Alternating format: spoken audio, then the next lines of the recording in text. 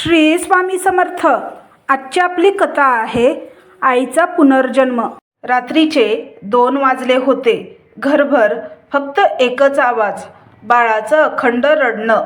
गायत्रीच्या डोळ्यात झोप नव्हती. शरीर थकलेलं, पाठीचा त्रास असह्य आणि छातीत दूध साठून झालेली जळजळ. ती उठली, बाळाला उचललं. शांत शांत माझ्या गोड बाळा, ती कुजबुजली. पण बाळ रडणं थांबवायला तयार नव्हतं. समीर पलंगावर उलटसुलट होत होता. त्याचा आवाज चिडचिडा झाला. गायत्री, कृपया थोडं शांत ठेवशील का? उद्या ऑफिस आहे मला.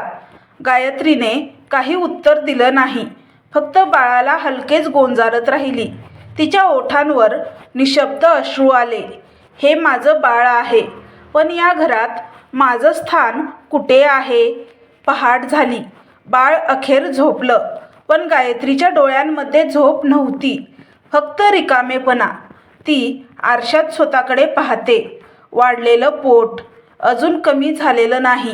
डोळ्याखाली काळी वर्तुळे, केस तेलकट, चेहऱ्यावर ओलसर घामाचा थर. ती स्वतःलाच ओळखू शकत नाही. आणि त्या क्षणी मागून समीरचा आवाज येतो. तू स्वतःकडे पाहिलंस का? कशी दिसतेस तू? तुझा वास येत आहे बाळाच्या दुधासारखा. आधीच्यासारखी का दिसत नाहीस तू? गायत्री काही क्षण गप्प राहते. ती काही म्हणायचं ठरवते, पण शब्द गिळून टाकते. हा माणूस माझा नवरा आहे की न्यायाधीश? तिच्या मनात विचार येतो. पुढचे काही दिवस एकसारखे गेले. बाळ रडतं. गायत्री उठते, दूध पाजते, डायपर बदलते. परत बाळ झोपतं. ती पुन्हा झोपायचा प्रयत्न करते. पण घरात किचनमध्ये भांडी वाजतात, फोन वाजतो. सगळं आवाजात मिसळून जातं. तिचं जग फक्त 4 भिंतीत आणि बाळाच्या श्वासात मर्यादित झालं होतं. एके दिवशी ती आरशात पाहते आणि अचानक विचारते, मी कोण आहे आता? ती गायत्री नाही राहिली, जी कॉलेजमध्ये आत्मविश्वासाने नाचायची, जी कॅफेत बसून कविता लिहायची. आता मी फक्त एक आई आहे आणि मला मी कोण आहे हे विसरायला झालंय. संध्याकाळी समीर घरी आला. ऑफिसमधला थकवा चेहऱ्यावर होता, पण त्यात एक तिरस्कारही दडलेला. गायत्रीने विचारलं, चहा घेणार का? तो म्हणाला, नको, त्या बाळाचं रडणं थांबव आधी. ती काही बोलण्याच्या आधीच तो पुढे म्हणाला, आणि काय चाललंय तुझं? तुला थोडं स्वतःकडे लक्ष द्यायला हवं. गायत्रीने मनात विचारलं, स्वतःकडे लक्ष द्यायचं कधी? जेव्हा बाळ 5 मिनिटं थांबत नाही. पण तिने काही उत्तर दिलं नाही. दिवसागणिक अंतर वाढत गेलं. समीर ऑफिसमधून उशिरा यायला लागला. कधीकधी बायका सहकाऱ्यांबरोबरच्या पार्टींचे फोटो तो सोशल मीडियावर टाकायचा. गायत्री ते फोटो पाहून शांतपणे मोबाईल बाजूला ठेवायची. ती स्वतःकडे पाहायची. केस गोंधळलेले, अंगात नाईट गाऊन, हातात बाळ. मी त्या फोटोमध्ये बसते का? ती मनात विचारायची. एका रात्री समीरने कुजबुजत म्हटलं, मला आता घरात दम घुटतोय गायत्री. तू आधीसारखी राहिली नाहीस. तिला काही कळेना, हे तक्रार आहे का शिक्षा? आता तिचं मन विखुरायला लागलं होतं. ती कधी बाळाचं रडणं ऐकून हसत होती, तर पुढच्या क्षणी रडायला लागायची. कधी भूक लागत नव्हती, कधी काही जाणवत नव्हतं. तिच्या मनात एक आवाज सतत म्हणत राहायचा, तू अपुरी आहेस, तू चांगली आई नाहीस, तू आधीसारखी बायको नाहीस. एका दिवशी बाळ रडत होतं आणि ती इतकी थकली होती की तिच्या हातातून बाळ जवळजवळ निसटण्याच्या अवस्थेत आलं. ती लगेच घाबरली. बाळाला घट्ट मिठी मारली. तिचे हात थरथरत होते. त्या क्षणी ती स्वतःशीच म्हणाली, माझ्याकडून काहीतरी बिघडतंय. मी माझ्यावरचा ताबा गमावते. रात्री पुन्हा समीर आला. त्याच्या हातात लॅपटॉप, चेहऱ्यावर तटस्थ भाव. आज जेवण तयार आहे का? त्याने विचारलं. ती म्हणाली, हो आहे, पण मला थोडं बोलायचं आहे तुझ्याशी. समीर डोळे न उचलता म्हणाला, आता नाही, मी थकलोय. ती काही बोलू शकत नाही. फक्त त्या रात्री ती पलंगावरून उठून बाल्कनीत गेली आणि दीर्घ श्वास घेतला. थंड वारा गालावरून फिरला. तिला काही क्षण वाटलं, कदाचित हा वारा माझ्या आत अडकलेल्या आक्रोशाला स्पर्श करतोय. पुढचा आठवडा अधिक कठीण. तिचं शरीर थकलंय, मन गोंधळलेलं आणि घरात नुसती शांतता. एकदा समीर ऑफिसला गेल्यावर ती आरशात पाहते. स्वतःच्या शरीरावर स्ट्रेच मार्क दिसतात. ती हात फिरवते आणि म्हणते, या रेषा माझ्या आईपणाच्या आहेत, पण मला त्याचा अभिमान वाटावा असं कोणी सांगितलं नाही. बाळाचं रडणं तिला आतून हलवतं. ती पुन्हा त्याला उचलते, पण यावेळी तिच्या डोळ्यात अश्रू थांबत नाहीत. ती बाळाला घट्ट मिठी मारून कुजबुजते, आई थकली आहे रे, पण तुला सोडू शकत नाही. त्या क्षणी ती हळू आवाजात रडत बसते. बाळ शांत झोपतं आणि तीही झोपेच्या सीमारेषावर डोळे मिटते. दुसऱ्या दिवशी समीर नाश्त्याच्या टेबलावर म्हणतो, तुला माहिती आहे का, माझ्या ऑफिसमधली साक्षी किती फिट आहे. तिचं बाळ 6 महिन्याचं आहे आणि तरीही ती जिमला जाते. तू पण काहीतरी करायला हवं. गायत्री काही क्षण थांबली. तिच्या आत काहीतरी तुटलं. तिने शांतपणे उत्तर दिलं, ती जिमला जाते. मी दररोज स्वतःला आणि बाळाला सांभाळते. ते सोपं नाही. कोणीच मदत करत नाही. समीर काही बोलला नाही, पण त्याच्या चेहऱ्यावर मला फरक पडत नाही असा भाव होता. त्या दिवशी गायत्रीला जाणवलं, माझं घर माझ्यासाठी कैद झाली आहे आणि मी त्यात कैद आहे. नवजीवन नव्हे, ही एक अदृश्य तुरुंग आहे. ती खिडकीतून बाहेर पाहत राहिली. रस्त्यावर मुलं खेळत होती. एक स्त्री दुकानाकडे जात होती. कोणीतरी हसत होतं. तिच्या मनात विचार आला, जीवन अजूनही तिथे बाहेर चाललंय, फक्त माझं थांबलंय. संध्याकाळी पुन्हा बाळ रडलं. ती हलकेच त्याला जवळ घेत म्हणाली, शांत हो बाळा, तू तरी मला हसव. बाळाने तिच्या चेहऱ्यावर हात ठेवला. छोटा उबदार स्पर्श. त्या क्षणी तिच्या डोळ्यात अश्रू आले, पण त्या अश्रूंमध्ये एक वेगळी भावना होती, एक छोटीशी आशा. जणू तिच्या आत कुठेतरी आवाज म्हणाला, अजून सगळं संपलेलं नाही गायत्री. रात्र पुन्हा आली. समीर मोबाईलवर हसत बोलत होता. गायत्रीने विचारलं, कोणाशी बोलतोयस? तो म्हणाला, ऑफिसचं काम. पण ती पाहत होती त्याच्या ओठांवर आलेलं हसू. ते गेल्या अनेक महिन्यापासून पाहिलं नव्हतं. ती काही बोलली नाही, फक्त बाळाला जवळ घेतलं आणि डोळे मिटले. एक दिवस मी पुन्हा हसेन, ती मनात म्हणाली, आणि तेव्हा कुणाचं नाव माझ्या हसण्यात नसेल. त्या रात्रीचं आकाश काळं होतं, पण तारे चमकत होते. गायत्रीला जाणवलं, काळोख जरी असला तरी प्रकाश पूर्ण संपत नाही. कदाचित हा काळोखही तिला काही शिकवतोय, स्वतःकडे परत जाण्याचा मार्ग दाखवतोय. पहाटे 5 वाजले. गायत्री खिडकीजवळ बसली होती. बाळ बाजूला झोपलेलं. संपूर्ण घरात निशब्दता होती. फक्त घड्याळाचा टिकटिक आवाज. ती त्या आवाजाकडे बघत होती, जणू वेळच तिच्याशी बोलत आहे. मी पुढे चाललोय, पण तू थांबली आहेस. ती डोळे बंद करते. मनात फक्त एकच विचार फिरत राहतो, मला कुणी समजत का नाही? दिवस आणि रात्र आता तिच्यासाठी वेगळे राहिले नव्हते. बाळाच्या रडण्याचं आणि स्वतःच्या श्वासाचं अंतर ती ओळखू शकत नव्हती. ती थकून जाई, पण झोप येत नसे. रात्री ती पलंगावर पडून छताकडे पाहत राहायची. डोळ्यात पाणी जमा व्हायचं. कधी कधी तिचं मन विचारायचं, मी अशी का झाली आहे? मला आनंद का वाटत नाही? मी तर आई झालीये. लोक म्हणतात ते आनंदाचं क्षण असतात, पण माझ्यासाठी हे का शिक्षा वाटतंय? एक दिवस सकाळी समीर ऑफिसला जाण्याआधी म्हणाला, आज आईबाबांना फोन केला का?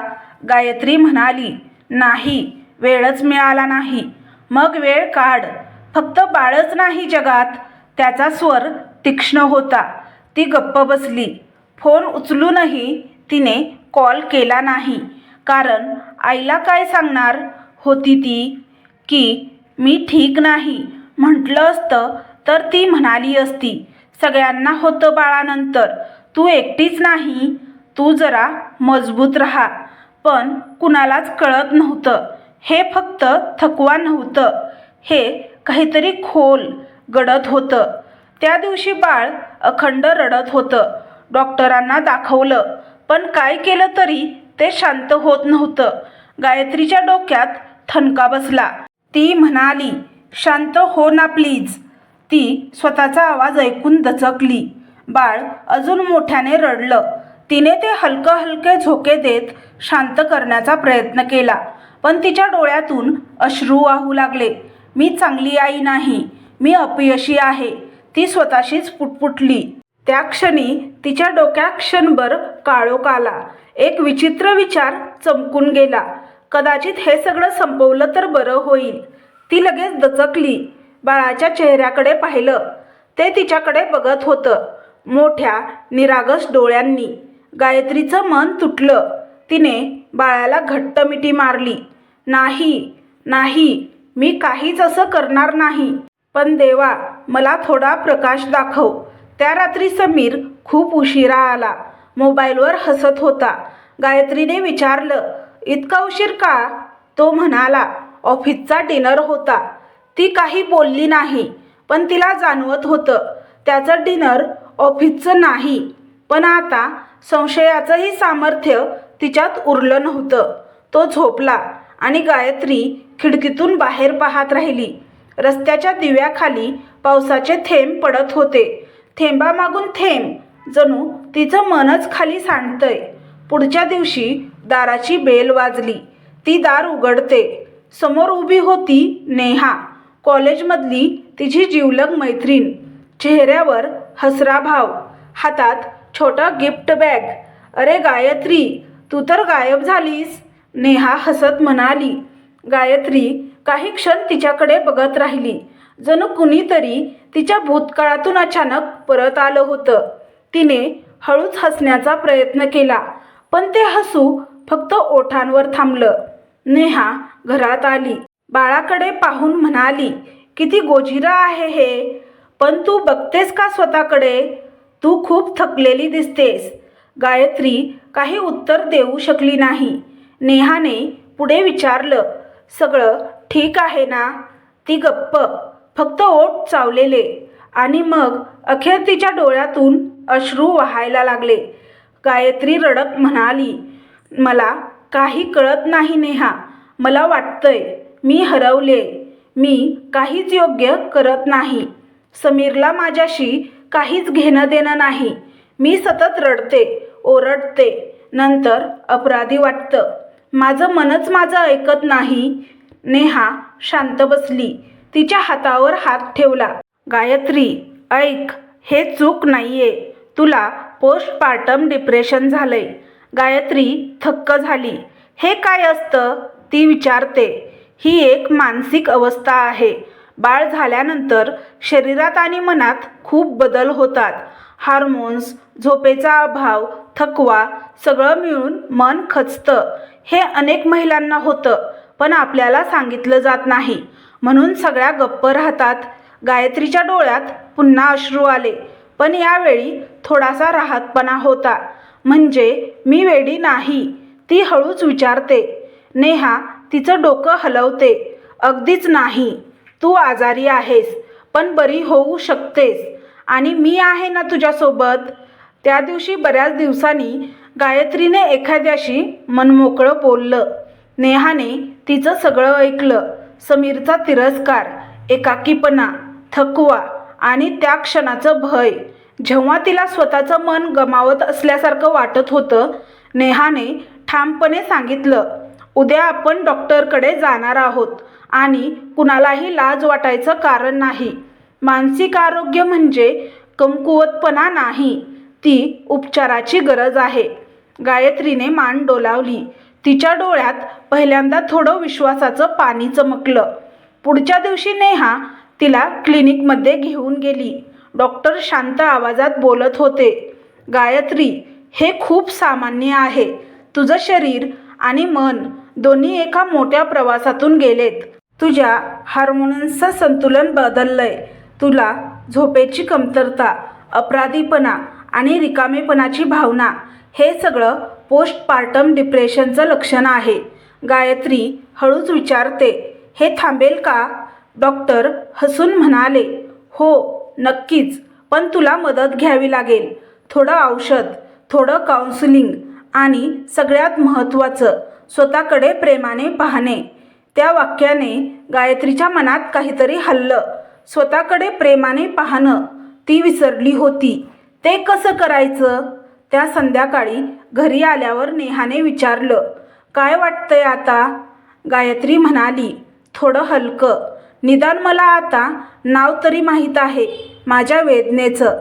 नेहा हसली, हो, नाव ठेवलं की ओळख निर्माण होते आणि ओळख मिळाली की उपचार सुरू होतो.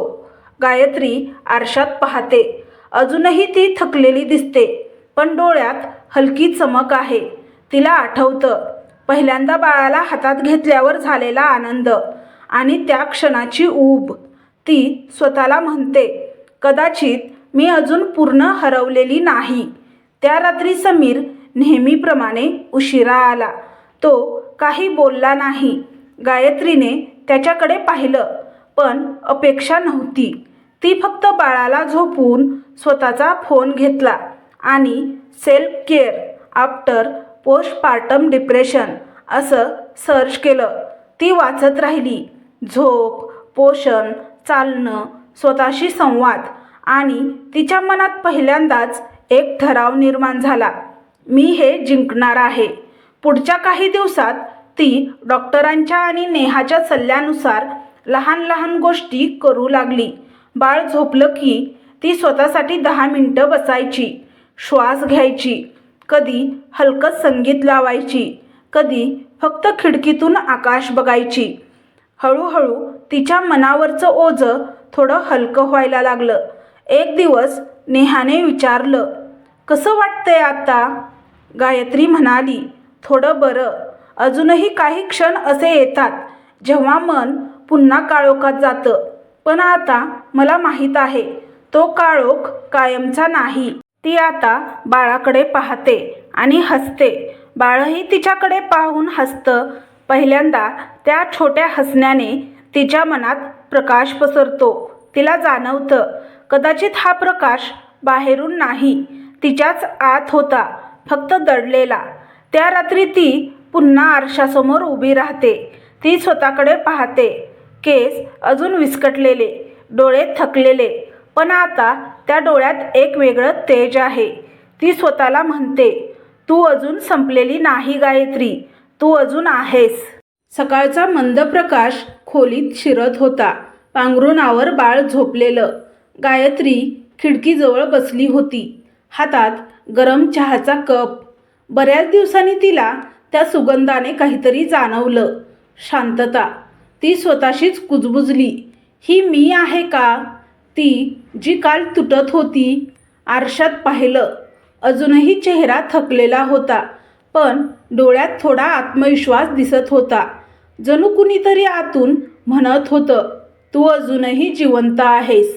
नेहाने मागच्या भेटीत सांगितलं होतं, गायत्री, रोज स्वतःसाठी थोडा वेळ काढ. फक्त 10 मिनिटं. काही करू नकोस, फक्त स्वतःला बघ. ती आज तेच करत होती. आरशात स्वतःकडे पाहत म्हणाली, हो, ही मी आहे. विस्कटलेल्या केसांसह, काळ्या वर्तुळांसह, पण ही मी आहे आणि ही मी पुन्हा स्वतःला ओळखायला शिकतेय. त्या दिवशी दुपारी तिची पुन्हा डॉक्टरांशी भेट होती. नेहा सोबत होती, हातात बाळ. डॉक्टर म्हणाले, गायत्री, तू प्रगती करतेस, पण लक्षात ठेव, ही रेस नाही.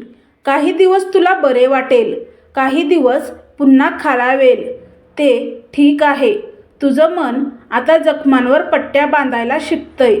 गायत्रीने हसून मान डोलावली. मला आधी वाटायचं मी एकटी आहे, पण आता कळतंय, हजारो स्त्रिया हे अनुभवतात, फक्त कुणी बोलत नाही. डॉक्टर म्हणाले, तू बरोबर बोलतेस, म्हणजे आधीच अर्धयुद्ध जिंकलं आहेस. घरी परत आल्यावर ती बाळाला झोपवते आणि कपाटातून एक वही काढते. कॉलेजच्या काळातली. त्यात तिच्या कविता होत्या. पहिल्या पानावर वाचलं, मी आहे वारा, मला कुणीही थांबवू शकत नाही. ती ओठांवर हलकं हसू आणते. मी तेव्हाही अशीच होते, मुक्त, आत्मविश्वासू. मग मी कुठे हरवले? ती वही उघडून नवीन पानावर लिहायला सुरुवात करते. पहिलं वाक्य, आई होणं म्हणजे स्वतःला गमावणं नाही, स्वतःला नव्याने घडवणं. तिला जाणवतं तिच्या आत काहीतरी जागं झालंय. त्या संध्याकाळी समीर घरी आला, नेहमीसारखा, थकलेला पण थोडा अस्वस्थ. गायत्रीने विचारलं, कॉफी घेणार का? तो म्हणाला, हो. ती शांतपणे स्वयंपाकघरात गेली, कॉफी केली, त्याच्या कपात दिली. पण पहिल्यांदाच ती त्याच्या डोळ्यात थेट पाहून म्हणाली, समीर, मला काही बोलायचं आहे. तो थोडा दचकला. काय झालं? ती म्हणाली, माझ्यावर उपचार सुरू आहेत. मला डॉक्टरांनी सांगितलं, मला पोस्टपार्टम डिप्रेशन आहे. मी त्यावर काम करतेय. समीर गप्प राहिला. त्याच्या चेहऱ्यावर अपराधी भाव थोडा दिसला, पण तो लपवला. हं, ठीक आहे, एवढंच म्हणाला. गायत्रीने त्याच्याकडे बघितलं. तिच्या मनात आता राग नव्हता, फक्त स्वतःच्या अस्तित्वाची जाणीव. ती आता छोट्या छोट्या गोष्टी करू लागली. बाळ झोपलं की ती गाणं ऐकायची, कधी फोनवर नेहाशी बोलायची, कधी फक्त बाल्कनीत बसून ढग बघायची. एके दिवशी तिने आरशासमोर स्वतःचा फोटो काढला, बिना फिल्टर. त्यात ती थकलेली होती, पण तिच्या चेहऱ्यावर शांतता होती. तिने तो फोटो सेव्ह करताना लिहिलं, हीलिंग. डॉक्टरांनी सांगितल्याप्रमाणे ती काउन्सिलिंगलाही जाऊ लागली. पहिल्यांदा तिला तिथे बोलताना गोंधळल्यासारखं वाटलं. माझं मन माझं ऐकत नाही, ती म्हणाली. काउन्सिलर म्हणाली, मन ऐकायला वेळ लागतो, पण तू त्याला थांबवायला शिकवतेस, तेच पहिलं पाऊल आहे. दर सत्रानंतर ती थोडी हलकी वाटायला लागली. ती आता स्वतःच्या भावना ओळखायला लागली. कधी ती रडते, तेव्हा ती अपराधी वाटून घेणं थांबवते. ती म्हणते, हो, मला दुःख आहे, पण ते ठीक आहे. एका संध्याकाळी बाळ झोपल्यावर तिने स्वतःसाठी दिवा लावला. ती वही उघडली आणि लिहिलं, मी आई आहे, पण मी फक्त आई नाही, मी गायत्री आहे, ती जी पुन्हा हसायला शिकते आहे. शब्दांनी तिच्या डोळ्यातून अश्रू वाहिले, पण यावेळी ते वेदनेचे नव्हते, मुक्ततेचे होते. थोडे दिवस गेले. तिचं शरीर हळूहळू परत तंदुरुस्त व्हायला लागलं. ती सकाळी थोडं चालायला लागली, बाळाला स्ट्रोलरमध्ये घेऊन. रस्त्यावर इतर आई बाळ दिसायचे, काही हसत, काही थकलेले. ती मनात म्हणायची, आपण सगळ्या योद्ध्या आहोत, फक्त आपलं युद्ध शांत आहेत. एका दुपारी ती आरशात बघत होती आणि अचानक मागून समीरचा आवाज आला, तू आता थोडी वेगळी दिसतेस. ती वळली. वेगळी म्हणजे? तो म्हणाला, शांत आणि काहीशी आत्मविश्वासू. ती हलकं हसली. हो, कारण आता मी स्वतःचा आधार बनते. समीर काही क्षण गप्प राहिला. कदाचित त्याला पहिल्यांदा जाणवलं की तिच्या आत काहीतरी बदलतंय, पण तो ते समजू शकत नव्हता. त्या रात्री ती पुन्हा डायरीत लिहित होती, मी आता प्रत्येक दिवस जगते, जिंकते नाही, पण जगणं ही सुद्धा एक विजय आहे. एक दिवस नेहाने विचारलं, तू पुन्हा लिहायला लागलीस का? ती म्हणाली, हो, थोडं थोडं. नेहा म्हणाली, छान, तू हे अनुभव लिही, कारण तुला माहीत आहे का, कित्येक स्त्रिया हे जगतात पण बोलत नाहीत. तू बोलशील तर कदाचित एखाद्या दुसऱ्या गायत्रीला आशा मिळेल. गायत्री हसली. कदाचित ही माझी नवी ओळख असेल. माझं जगणंच एखाद्या दुसऱ्यासाठी प्रेरणा ठरेल. त्या संध्याकाळी समीर ऑफिसमधून आला, पण यावेळी त्याच्या चेहऱ्यावर गोंधळ होता. त्याने थोडं थांबून विचारलं, गायत्री, मी काही काळ तुझ्याशी थोडं वेगळं वागलो. मला वाटत होतं तू दूर गेलीस.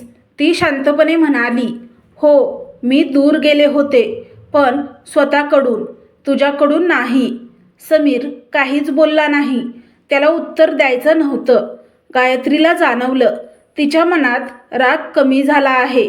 ती आता त्याच्याकडून काही अपेक्षा करत नाही. ती म्हणते, मला आता कुणी वाचवायची गरज नाही. मी स्वतःच माझा आधार आहे. काही दिवसांनी तिने पुन्हा वहीत एक कविता लिहिली. मी तुटले नाही, फक्त तुकडे नव्या रूपात जुळले आणि त्या रूपात मी पुन्हा उभी राहिले. गायत्रीचा चेहरा आता वेगळा दिसतो. ती अजूनही आई आहे, पण तिच्या डोळ्यात आता स्त्री पुन्हा दिसते. ती जी स्वतःसाठी जगते. ती स्वतःकडे पाहून म्हणते, माझं आयुष्य अजून अधुरं आहे, पण आता ते माझ्या हातात आहे. एका सकाळी नेहा आली.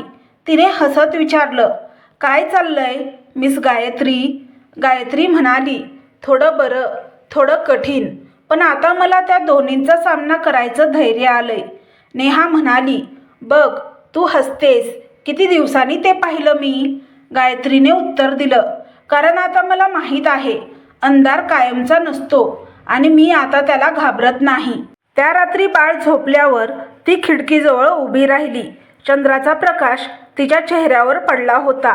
ती स्वतःच कुजबुजली, धन्यवाद आयुष्य, तू मला मोडलंस, पण मला माझं अस्तित्व दाखवलंस. तिने वही उघडली आणि शेवटचं वाक्य लिहिलं, मी अजून पूर्ण नाही, पण आता मी खऱ्या अर्थाने जिवंत आहे. दिवस पुन्हा नेहमीसारखे दिसत होते, पण गायत्री आता तीच राहिली नव्हती. ती सकाळी उठायची, बाळाला सांभाळायची, थोडं लिहायची. तिच्या चेहऱ्यावर एक शांत स्थैर्य होतं, जणू तिच्या आत वादळ गेले. पण आता समुद्र शांत आहे. पण त्या शांततेखाली अजूनही एक प्रश्न गडद होता, मी समीरसोबतचं नातं खरंच जगते आहे का? एके संध्याकाळी समीर ऑफिसहून आला. मोबाईल त्याच्या हातात होता आणि चेहऱ्यावर एक वेगळं हसू. खूप दिवसांनी, पण गायत्रीच्या दिशेने नाही. ती शांतपणे विचारते, काय इतकं हसतोयस? तो म्हणतो, अरे काही नाही, ऑफिसमध्ये मजेशीर गोष्ट झाली. गायत्री हलकं हसते, पण तिच्या मनात एक विचित्र अस्वस्थता उमटते. त्या रात्री तो बाथरूममध्ये असताना त्याचा फोन वाजतो. स्क्रीनवर नाव दिसतं, साक्षी.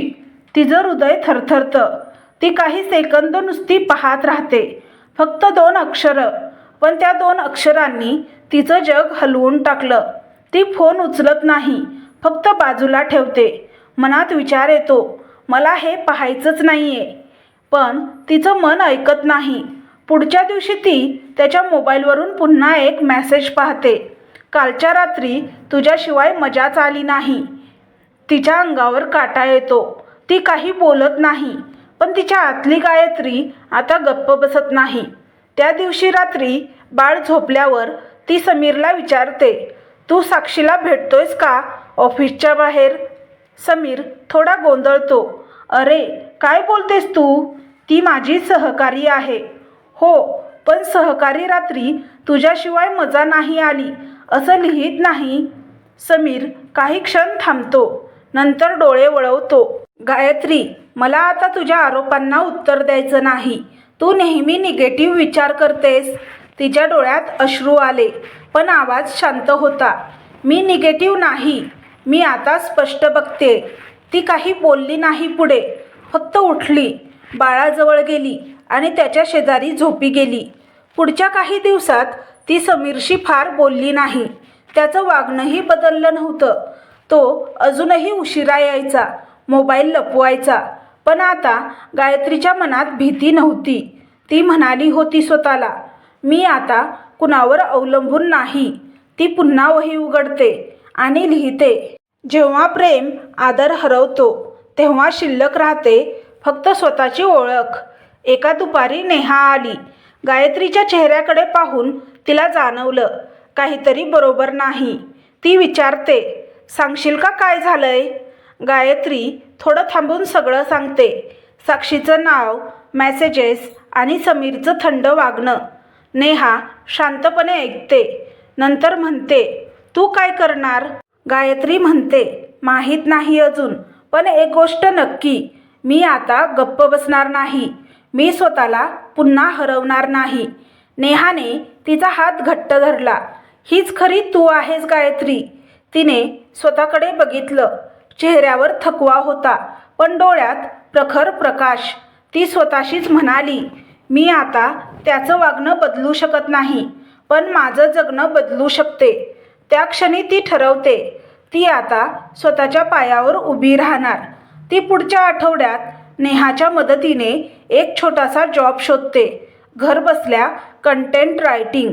पहिल्याच दिवशी लॅपटॉप उघडताना तिच्या हातात थोडं थरथरत होतं, पण मनात आत्मविश्वासाचा ठिणगा पेटला.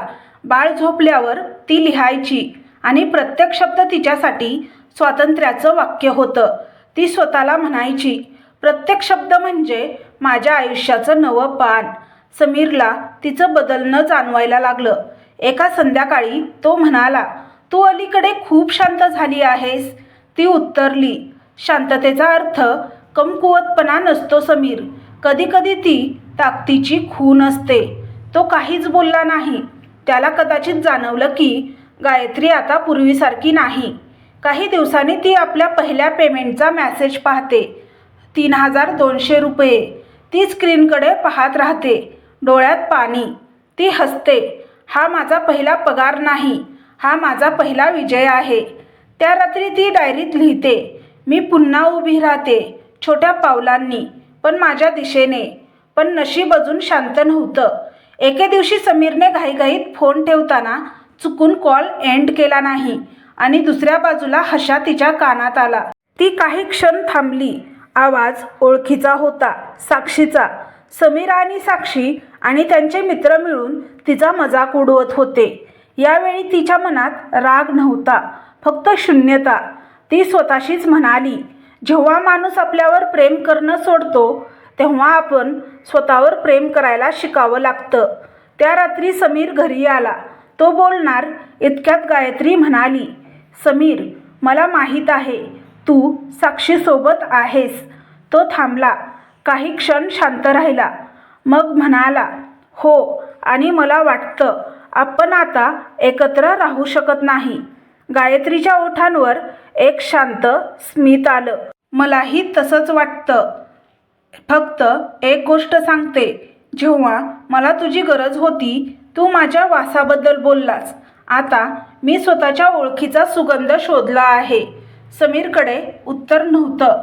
तो काही क्षण तिच्याकडे बघत राहिला, नंतर नजरा चुकवल्या. त्याच रात्री गायत्री बाळाला घेऊन बसली. बाळ तिच्या कुशीत शांत झोपलेलं. ती त्याच्या कपाळावर किस घेत म्हणाली, आपण आता एक नवं आयुष्य जगणार आहोत, कुणाच्या सावलीशिवाय. ती खिडकीजवळ गेली. रात्र होती, पण चंद्र तेजस्वी. तिला जाणवलं, तिचं आयुष्य जरी मोडलं तरी तिच्या आतली स्त्री पुन्हा उभी राहिली आहे. दुसऱ्या दिवशी सकाळी तिने नेहाला फोन केला, मी निर्णय घेतलाय, मी पुढचं आयुष्य माझ्या मार्गाने जगणार. नेहाचा आवाज घहिवरला, मला तुझा अभिमान वाटतो गायत्री. काही आठवड्यांनी ती नवीन रुटीनमध्ये रमली. बाळ वाढत होतं, ती लिहित होती, काम मिळत होतं. तिच्या डोळ्यात आता भीती नव्हती, फक्त दृढतेचा प्रकाश. एका दिवशी ती बाळासोबत आरशात पाहते आणि म्हणते, आपण दोघंही नव्याने जन्मलोय, तू माझ्या अंगातून आणि मी माझ्या आत्म्यातून. ती आता सकाळी प्रत्येक दिवसाची सुरुवात एका वाक्याने करते, आज मी कुणासाठी नाही, फक्त माझ्यासाठी जगणार. ती वही बंद करते. चहा घेताना खिडकीबाहेर पाहते.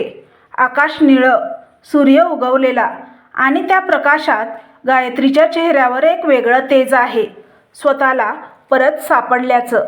सकाळचा पहिला प्रकाश पडद्यांमधून खोलीत झिरपत होता. गायत्रीने डोळे उघडले. बाळ अजूनही तिच्या शेजारी झोपलेलं होतं, चेहऱ्यावर गोड शांतता. तिने बाळाच्या कपाळावर हलकं चुंबन दिलं. शुभ सकाळ माझ्या छोट्या नव्या जगाला. ती कुजबुजली.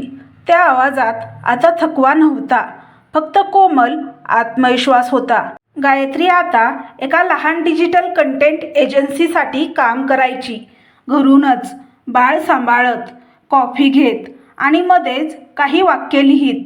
ती आता फक्त आई नव्हती, ती लेखिका होती, निर्माती होती, आणि सगळ्यात महत्त्वाचं, ती स्वतः होती. प्रत्येक दिवसाची सुरुवात ती एका छोट्या नोटने करायची. मी कालपेक्षा थोडी अधिक मजबूत आहे.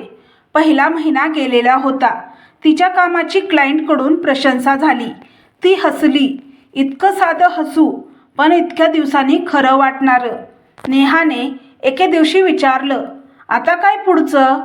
गायत्री म्हणाली, आता मला माझ्या पायांवर उभं राहायचंय. घरातून सुरू करून नंतर स्वतःचा छोटा व्यवसाय करायचा विचार आहे. काय प्रकारचा व्यवसाय? नेहा विचारते. गायत्री डोळ्यात चमक आणून म्हणते, आईंसाठी, ज्या आपल्या घरातल्या छोट्या स्वप्नांना वेळ देऊ शकत नाहीत, त्यांच्यासाठी काहीतरी तयार करायचंय. एक अशी कम्युनिटी जिथं आई फक्त आई नसून आपली ओळख जपणारी स्त्री असेल. नेहाने तिच्या हातावर हात ठेवला. तू हे करशील गायत्री. तुला थांबवू शकेल असं काहीच नाही आता. काळ पुढे सरकला. बाळ आता वर्षाचं झालं होतं. घरात हशा परत आला होता, पण वेगळा, शांत हशा. गायत्रीचा चेहरा आता दमलेला नव्हता, तो उजळलेला होता. ती स्वतःसाठी नवीन कपडे घेऊ लागली, केसांना स्टाईल देऊ लागली आणि आरशासमोर उभी राहून हसण्याचं धाडस करू लागली. एका सकाळी ती म्हणाली, मी पुन्हा माझी ओळख शोधली नाही, मी ती नव्याने तयार केली आहे. पण जीवनाला अजून एक परीक्षा बाकी होती. एका दुपारी दारावर टकटक झाली. ती दार उघडते. समीर. क्षणभर ती स्तब्ध झाली. त्याच्या चेहऱ्यावर अपराधीपणाचा आणि थकव्याचा थर होता. तो म्हणाला, गायत्री, बोलायचं होतं थोडं. ती शांतपणे म्हणाली, बस. तो बसला. बाळ झोपलेलं होतं. थोडा वेळ दोघंही गप्प. नंतर समीर म्हणाला, मला माफ कर. मला कळलं मी काय गमावलं. गायत्रीने त्याच्याकडे पाहिलं. तिच्या नजरेत राग नव्हता, पण ठामपणा होता. काय गमावलंस तू समीर? तो म्हणाला, तू आणि हे घर. ती हलकं हसली. हे घर अजून आहे समीर, पण ती गायत्री आता नाही जी तुला माफ करेल. तो शांत झाला. मी साक्षीला सोडलं. तो म्हणाला, मला जाणवलं तू किती चांगली होतीस. गायत्री उठली. खिडकीकडे गेली. तिने पडदा थोडा बाजूला केला. ती मागे वळली आणि म्हणाली, जेव्हा मला तुझी गरज होती तू माझ्या वासाबद्दल बोललास. आता मी स्वतःच्या ओळखीचा सुगंध शोधला आहे समीर. तो इतका गोड आहे की मला कुणाचं परफ्यूम नकोय आता. समीरचे डोळे पाणावले. तो काही क्षण तसाच बसला आणि मग उठून निघाला. दार बंद झाल्यावर गायत्रीने एक खोल श्वास घेतला. त्या श्वासात मुक्ती होती. काही आठवड्यांनी तिचा छोटा व्यवसाय सुरू झाला. आईची ओळख. घर बसल्या काम करू इच्छिणाऱ्या स्त्रियांसाठी डिजिटल प्लॅटफॉर्म. ती इतर आईंना कंटेंट रायटिंग, सोशल मीडियाचं प्रशिक्षण देत होती. दररोज कुणीतरी नवीन आई तिच्या टीममध्ये जोडली जायची. एका मीटिंगमध्ये एक स्त्री म्हणाली, गायत्री ताई, तुमच्यामुळे मला वाटलं मीही काही करू शकते. गायत्रीच्या डोळ्यात पाणी आलं. ती म्हणाली, मीही एकेकाळी हेच वाक्य स्वतःला म्हणायला घाबरायची. रात्री ती बाळाला झोपवत असताना स्वतःशी म्हणाली, हे सगळं तुझ्यामुळे शक्य झालं माझ्या छोट्या. तू मला पुन्हा जगायला शिकवलंस. बाळ तिच्या छातीवर झोपलं आणि ती त्याच्याकडे पाहत राहिली. तिला जाणवलं, आई होणं म्हणजे स्वतःला हरवणं नाही, तर स्वतःला नव्याने घडवणं आहे. काही महिन्यांनी ती एका छोट्या कार्यक्रमात भाषण देण्यासाठी आमंत्रित झाली. विषय होता मातृत्व आणि आत्मसन्मान. तिच्यासमोर अनेक स्त्रिया बसल्या होत्या. काही हसऱ्या, काही थकलेल्या, काही आशेने तिच्याकडे पाहणाऱ्या. ती माईकसमोर उभी राहिली. खोल श्वास घेतला आणि म्हणाली, कधीकधी आपण आई होतो तेव्हा सगळे आपल्याकडून फक्त देणं अपेक्षित ठेवतात. वेळ, प्रेम, शरीर, ओळख. पण कुणी विचारत नाही त्या देण्यात आपण स्वतःला किती गमावतो. मीही गमावले, पण आज मी इथे आहे कारण मी त्या हरवण्यातूनच मला पुन्हा सापडलं. मातृत्व म्हणजे त्याग नाही, ते पुनर्जन्म आहे. बाळाचंही आणि आईचंही. सभागृहात टाळ्यांचा आवाज झाला. तिच्या डोळ्यात अश्रू आले, पण त्यावेळी ते अश्रू वेदनेचे नव्हते, गौरवाचे होते. त्या रात्री ती परत घरी आली. बाळ झोपलेलं होतं. ती खिडकीत उभी राहिली. बाहेर चंद्र तेजस्वी होता. ती स्वतःशीच म्हणाली, किती विचित्र ना. एकेकाळी हाच चंद्र मला रडवायचा आणि आज त्याच प्रकाशात मी माझं आयुष्य पाहते. ती शांतपणे हसली. खाली तिच्या टेबलावर वही उघडी होती. ती पेन उचलते आणि लिहिते. मी आता कुणाची सावली नाही. मी माझ्या स्वतःच्या प्रकाशात जगते. पुढच्या सकाळी बाळाने तिला हाक दिली, आई. ती पळत आली. त्याला मिठी मारली. त्या मिठीत सगळं जग सामावलेलं. भीती, वेदना, प्रेम आणि शक्ती. तिच्या चेहऱ्यावर उजेड पडला आणि ती म्हणाली, चल आज आपण बाहेर फिरायला जाऊया. आयुष्य थांबवायचं नाही आता. ती घरातून बाहेर पडली. एका हातात बाळ, दुसऱ्या हातात स्वतःचं भविष्य. रस्त्यावर सूर्य उगवत होता आणि ती चालत होती. थकलेली नाही, जागृत पावलांनी. पाठीमागे जुनं आयुष्य हळूवार विरत होतं आणि तिच्यासमोर एक नवं उजळलेलं भविष्य उगवत होतं.